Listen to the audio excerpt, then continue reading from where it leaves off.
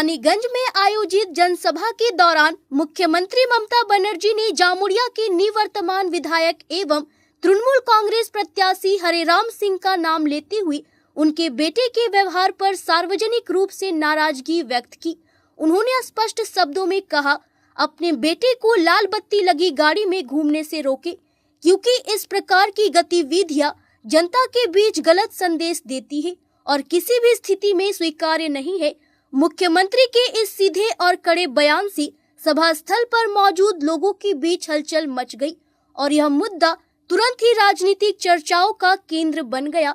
राजनीतिक जानकारों के अनुसार इसे पार्टी में अनुशासन बनाए रखने की सख्त संकेत के रूप में देखा जा रहा है, खासकर 2026 विधानसभा चुनाव से पहले। वहीं भाजपा प्रत्याशी डॉक्टर बिजन मुखर्जी ने इस पर तृणमूल की अंदरूनी स्थिति पर सवाल उठाए। এবার আমি বলবো আমার প্রার্থী অভিজিৎ ঘটক কুলটি, ওকে জোড়া ফুল চিহ্নে ভোট দিন। হরেরাম ভোট দেবে, কিন্তু আমি হরেরামকে একটা রিকোয়েস্ট করব, তোমার ছেলেকে বলো লাল লাইটের গাড়ি যেন ইউজ না করে। আমি এখন থেকে সতর্ক করলাম। কি বললেন? ঠিকই বললেন তো। মানে কি বললেন শুনলে তো তুমি, আর কি আমার কাছে জিজ্ঞাসা করছো? তুমি তো শুনেছ কি বললেন। দিদি বলেছেন ছেলেকে একটু দেখবো, এর জন্য কি আছে?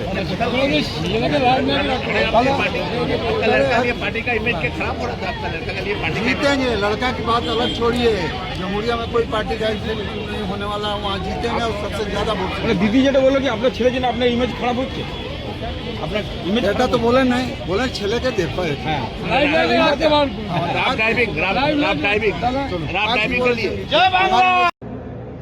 মাননীয় মুখ্যমন্ত্রী আমাদের জামুড়িয়া বিধানসভা বিধায়ক হরেরাম সিং এর ছেলে নিয়ে বলছে কি আপনার ছেলেকে একটু বুঝান, কেন কি ও প্রত্যেক গাড়ি নিয়ে সারাদিন ঘুরায়, নিয়ে আপনি কি বলবেন?